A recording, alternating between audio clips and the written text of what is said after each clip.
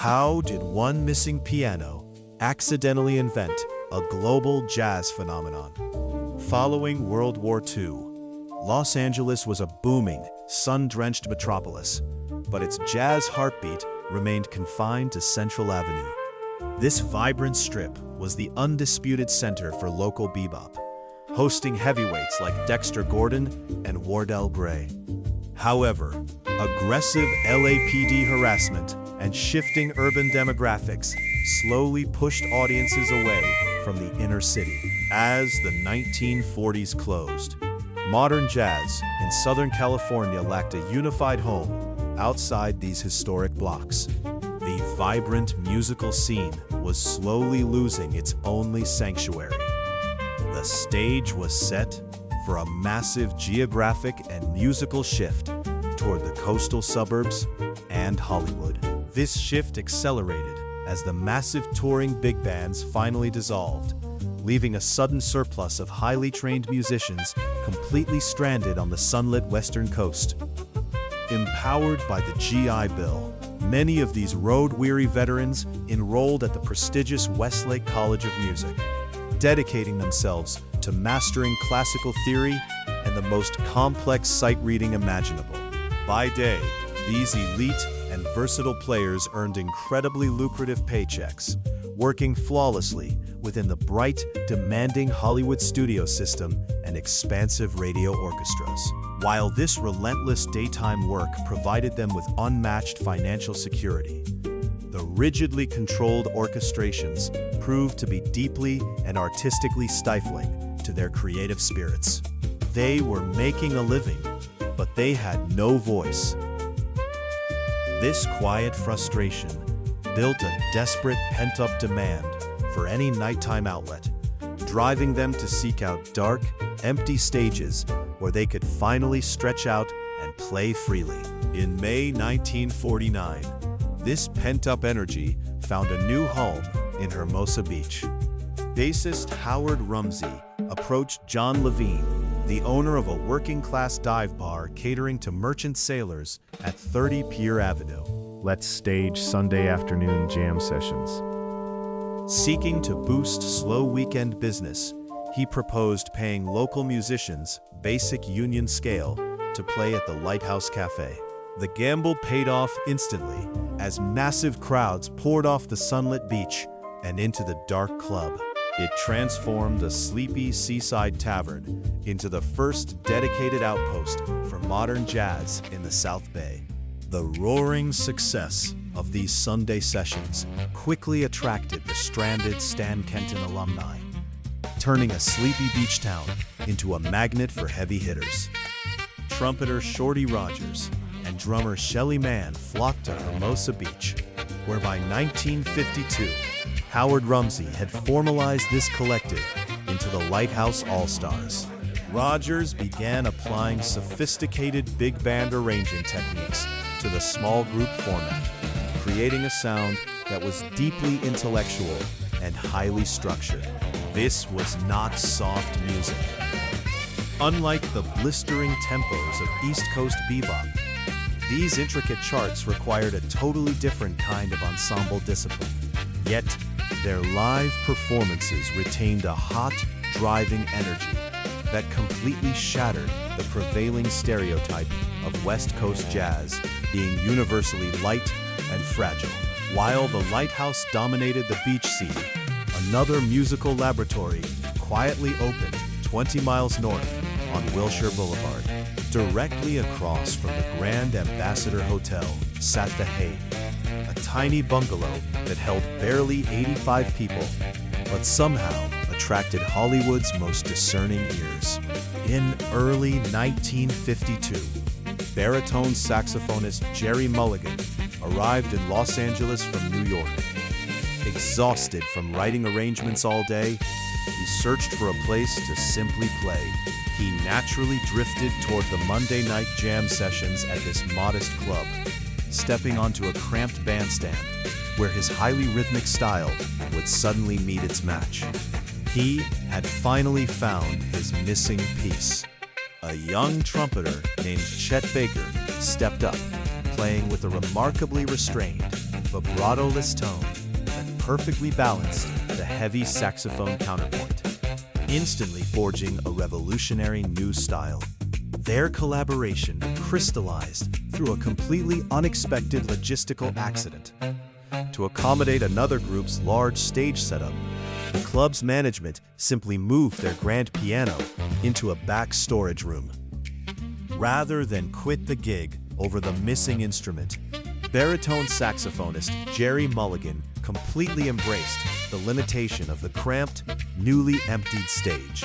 Backed by drummer Chico Hamilton and bassist Bob Whitlock locking into a tight rhythm, Mulligan found a perfect partner in a young, unknown trumpeter named Chet Baker.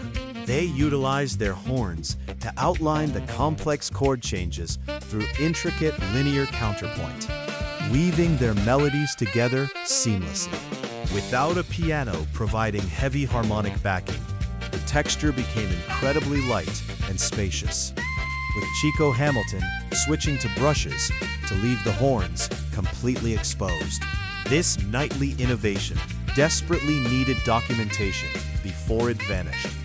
In 1952, Richard Bach and drummer Roy Hart pooled a mere $300 to capture the Mulligan-Baker Quartet on tape, effectively founding Pacific Jazz Records. Their early, raw releases became an instant national sensation, proving that audiences were eagerly hungry for something different. This tremendous success signaled that the underground West Coast sound was finally ready for a massive mainstream audience. Simultaneously, producer Lester Koenig established Contemporary Records, specifically to document the thriving, sun-drenched Hermosa Beach scene. He utilized pristine, state-of-the-art, high-fidelity recording techniques to beautifully capture the Lighthouse all-stars in their absolute prime. By joining forces in spirit, these scrappy, fiercely independent labels managed to outmaneuver the massive corporate conglomerates. They took complete control over their own artistic destiny and distribution networks, rewriting the rules of the music industry entirely. They began pressing immaculate 10-inch LPs that elegantly packaged the intellectual, relaxed aesthetic of the region. These carefully crafted vinyl records shipped that effortless California cool directly into eagerly waiting living rooms across the globe. By late 1952, the demand for this new West Coast sound was entirely uncontainable. What began as a quiet experiment out of necessity quickly transformed into a cultural phenomenon that swept through the city. Between August and December, the Mulligan-Baker Quartet held a formal residency at the Haig, a small bungalow club situated directly across from the Ambassador Hotel. They consistently drew massive crowds that vastly exceeded the tiny room's capacity. Night after night, enthusiastic fans literally stood shoulder to shoulder on the busy sidewalks of Wilshire Boulevard, straining in the evening air just to catch the intricate, interwoven melodies spilling out through the open doors.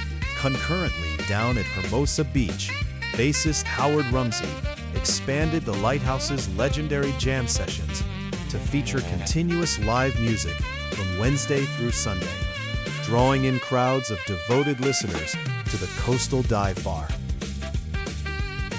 There, the house band began pushing musical boundaries even further.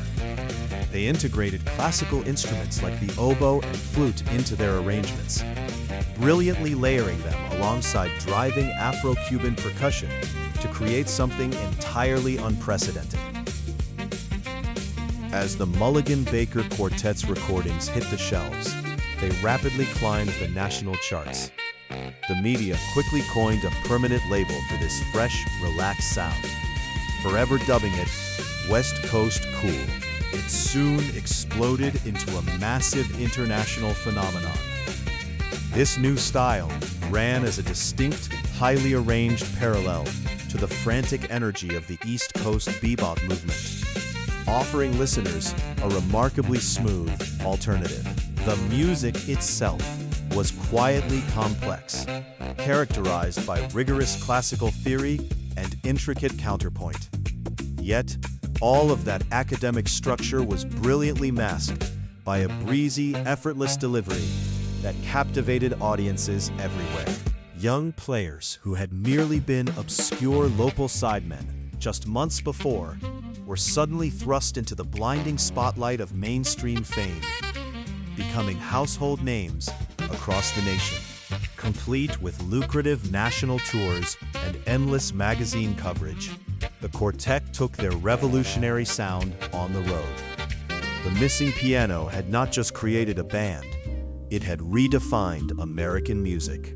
As the West Coast sound flourished in the early 50s, a crucial social shift was beginning to reshape the entire Los Angeles music scene. For years, the Musicians Union had maintained strictly segregated locals, officially separating white and black artists. But the artists themselves demanded change, recognizing that their art was meant to be shared. When the two separate branches finally amalgamated into a single unified organization, it dismantled a heavy institutional barrier that had long stifled true creative collaboration across the city. This hard-won integration completely transformed the city's professional landscape. Studio recording sessions and live performances were no longer artificially divided, allowing musicians who had previously been kept apart to freely collaborate, sharing ideas and blending their unique stylistic approaches on bandstands. The vital desegregation of the union enriched the local musical landscape beyond measure. It brought beautifully diverse influences directly into the recording studios, sparking a remarkably fertile period of creative exchange that fundamentally altered the trajectory of the West Coast sound. With these artificial walls dismantled, the expanding cool jazz ecosystem thrived as a genuinely integrated community. The diverse audiences gathering in modern nightclubs witnessed firsthand that the most innovative and enduring music emerges when people are simply allowed to play together. The immense popularity of West Coast cool inevitably bled back into the daytime jobs these musicians originally sought to escape. Hollywood film and television composers began heavily incorporating the cool jazz vocabulary into their soundtracks. Complex counterpoint, swinging rhythms, and the distinctive instrumentation of the Lighthouse All-Stars became the definitive sonic backdrop for 1950s cinema and television. The musicians had successfully transformed the commercial studio system with their own underground innovations. Today, the legacy of the Lighthouse and the Haig remains deeply woven into the fabric of American music. What began as a rebellious nighttime outlet for overqualified studio players birthed an enduring subgenre. The accidental removal of a piano and the strategic use of small beachside venues proved that rigorous intellectual composition could swing effortlessly, reshaping the modern jazz ensemble into something far more intimate and stripped down. The West Coast cool movement stands as a lasting monument to their ingenuity, proving that sometimes less truly is more.